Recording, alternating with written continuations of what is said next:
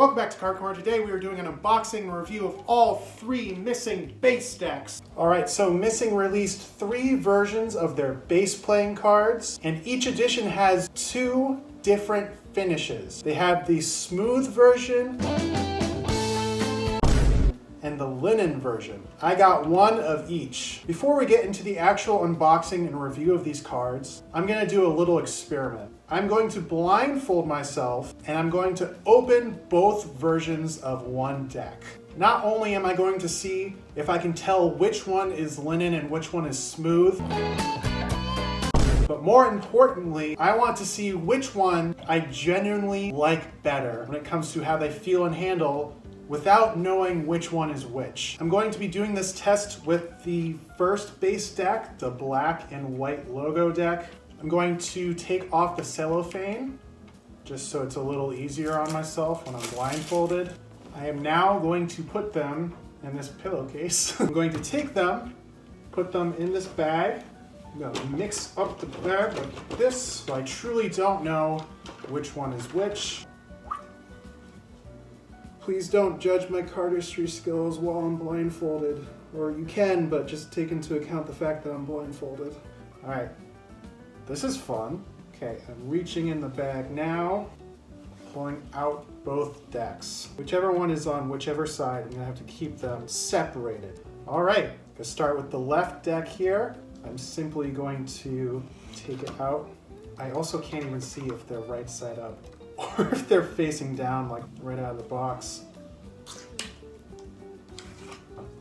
Ooh. Ooh. Right away, this feels like the smooth. This feels like the linen. Huh. Okay, let's do a spring test. Ooh. They spring nicely, whichever ones these are. Deck to the right. Ooh. A little bit harder to spring. That's interesting. They feel thicker. Not even thicker, they just feel not quite as bendy and light, you know? Oh man, yeah, it's definitely way easier to spring this deck right here. Right out the gate, you spring much better. Again, I have no idea if this is even right side up or upside down.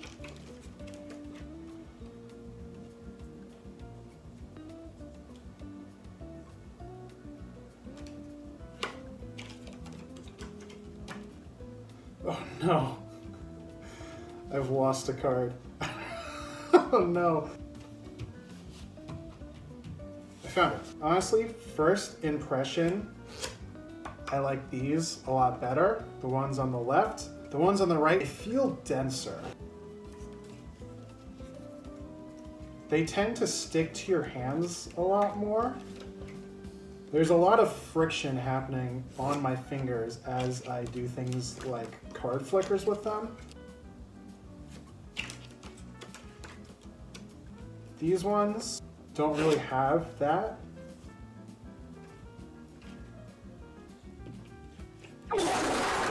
I gotta practice with a blindfold on more often.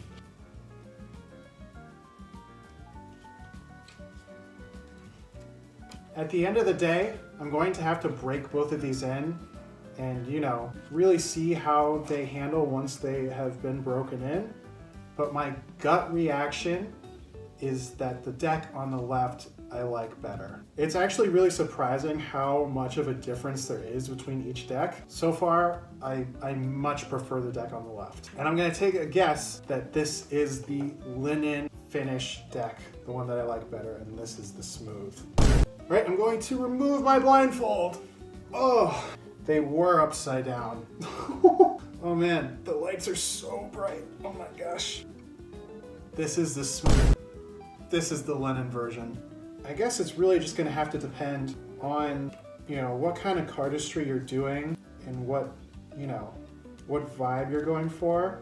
Now that I can see what I'm doing, like, these don't feel bad, they feel good, you know? They still handle well, but again, my initial gut reaction was I like these better. I mean, that could just be conditioning. I'm very, very used to linen finished decks, but we'll have to see. We'll have to see. I will give each of these a fair shot. I will handle both of them over time and see which one I prefer once they've actually broken in and I've done some cardistry with my vision. But initial blind test, linen wins. All right, the blindfold test is done. So now we're just gonna move on to the unboxing and review. Obviously, the first deck isn't gonna be a new deck order. They're gonna be scrambled because I was doing some cardistry with them, but it is what it is. Right off the bat though, it's very interesting to see the differences, even visually, between the two finishes. Obviously with the linen finish, you can actually see it's got all those little crisscrosses, but the smooth version looks fainter than the linen version. The blacks are not as black, the white is not as white. Very, very interesting to notice that. It's not by like a whole lot, but honestly, when you have them side by side, it is noticeable. All right, I'm going to put the smooth version away and we are going to look at the linen version. So obviously for the unboxing, it's two versions of the same deck. For the actual unboxing and review, I'm just gonna be opening one set of them. But I will also open the smooth versions off camera. I will be handling each version of the base decks and I will be giving those their individual scores. But like I said, just for the video, each deck is the same. All right, right away I've noticed that we have just a blank black card right here as kind of just an extra add card. Here's one of the court cards here. I like the blackout style of the court cards. Very minimalist, but very cool. In missing style, we have one of the pips with a square of the back design. I was wondering how they were going to do this, considering the back design is literally just missing and all black, but they incorporated some of the actual letters to cut up some of that black. And it is really cool to see the heart kind of just blend into this square of design. Here we have the Jokers, just says missing, and it's got an infinity symbol on the corners because these are their base decks. They want to have these decks in their store at all times. We get more of the square design and the Ace of Diamonds. We have a missing ad card. There's the Ace of Spades, just a solid black spade, more squares. There's the missing pip in the Seven of Spades. So all of these decks in general are gonna be pretty minimal. I already had the feeling that this would be the case, but now that I've opened them, the base one deck is the most minimal out of the three, which I think makes sense for it being the black and white logo deck. All in all, this is a pretty great deck of cards for $8. It's really cool to see them trying to make their decks affordable and accessible. I think for this particular unboxing, I'm not gonna give any of the decks an out-of-box rating when it comes to feeling and handling, just to save myself some time, because again, I feel like I really have to see how they break in. I'm really gonna have to compare each decks to each other. So let's just get into an out-of-box rating for the base one deck. Back design. This is about as minimal as you can get for a back design, but that's the point. I'll give the back design a 10 out of 10. It's not trying to be anything crazy. It's a classic black and white logo deck. I think it looks good. Theme and aesthetic, I'll give this deck another 10. Again, it's just a classic look with the all white and black. All the pips are black. I think it's a really nice touch having a completely black out court card. They still incorporate their little squares of back design. But yeah, this is about as minimalist as you can get, but honestly, they look really sleek. All right, let's move on to the other editions. All right, I guess we'll just go in order. We'll open up base number 2. All of the base decks feature this all white tuck box with their numbers on the side here, and then the back design on the back. They have pull tabs, so you can open your cards nice and easily.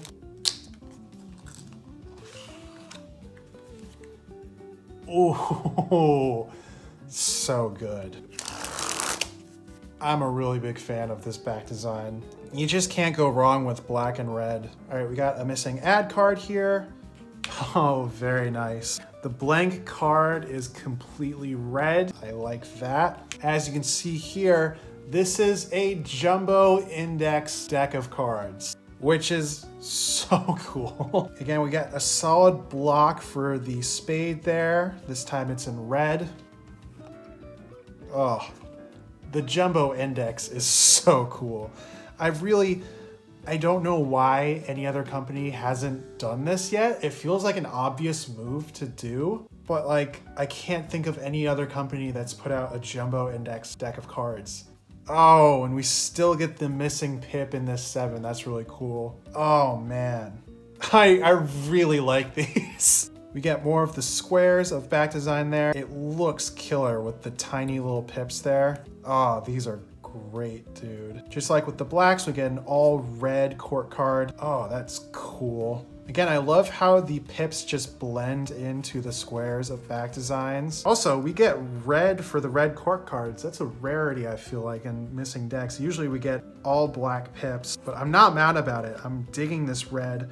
I also like how they match the tone of the red with the back design. It's a lot darker of a tone. We get the jokers that are the same, except this one comes with one black and one red, which is pretty interesting. I was expecting both of them to be red.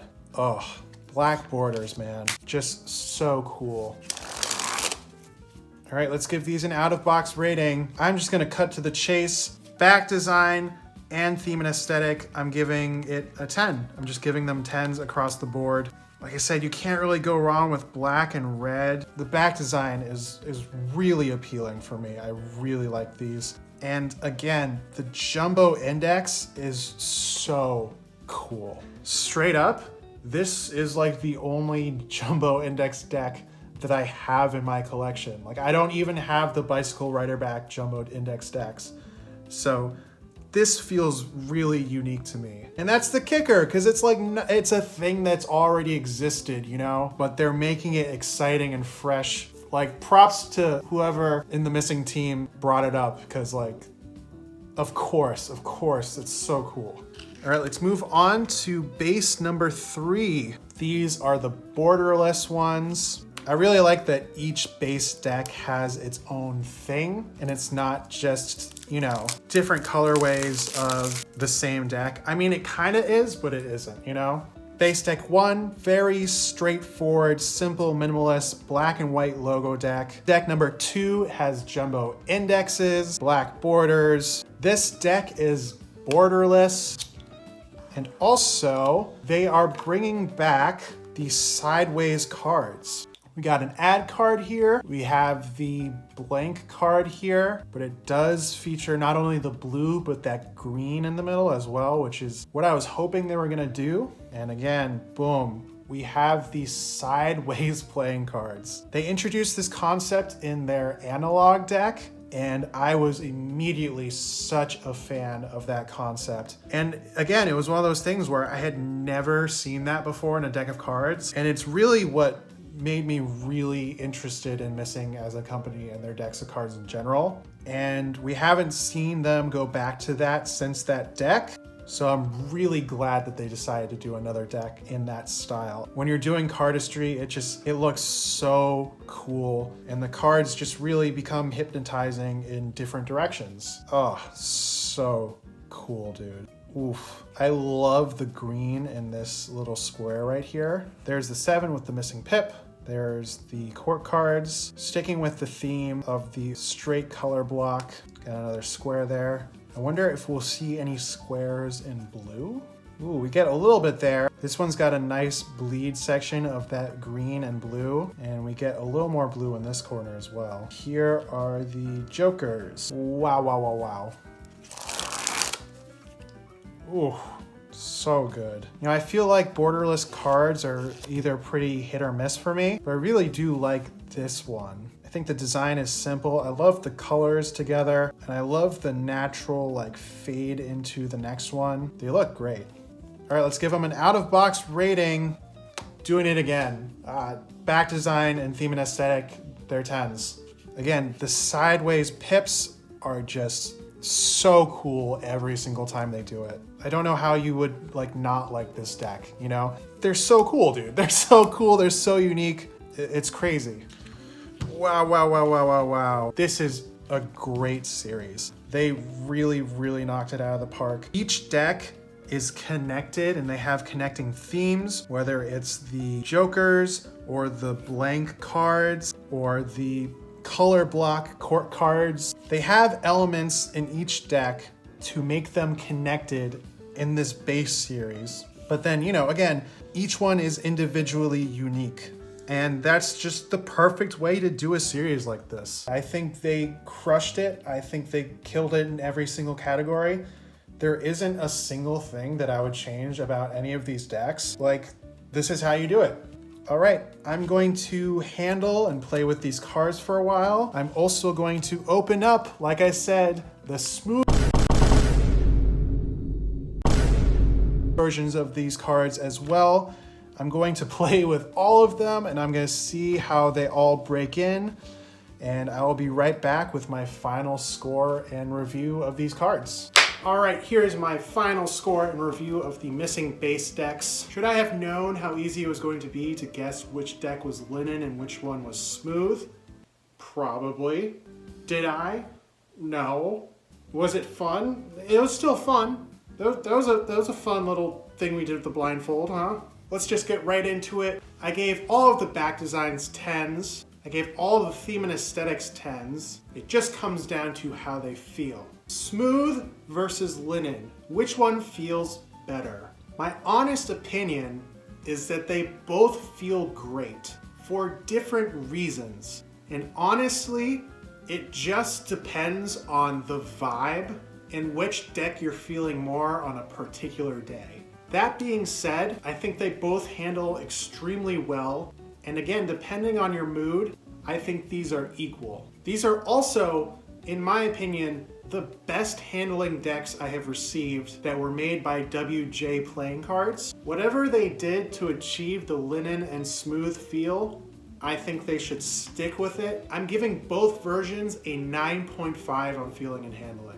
Which brings the total deck scores to 9.8. Listen, again, at their core, they're basic logo decks with some really cool features. Hands down, I don't think you can find a custom deck of cards on the market right now that feel and look as good as these cards do for the price that they are. $8 a deck is really good, and you're not gonna find anything cheaper aside from standard bicycles. And again, considering these are custom designer decks, it's an incredible value. That's it, that's all I have to say. Missing New York is still on top. They're still producing amazing decks of cards. I have yet to be disappointed by a release from Missing. It might happen. It can always happen. Stay on your Missing. Stay on it. If you liked this video, please drop a like and subscribe. Comment down below which base deck you like the most, and if you prefer the smooth or the linen. If you want to see more reviews by me, hit the subscribe button, hit the bell button. Up next, we are going to be doing an unboxing and review of the Data Bend 4 playing cards. We're also going to be testing and reviewing the Missing deck buffer. See if it works, see how well it works, see if it's worth picking up in general. Thanks for watching, and I'll see you on the next one.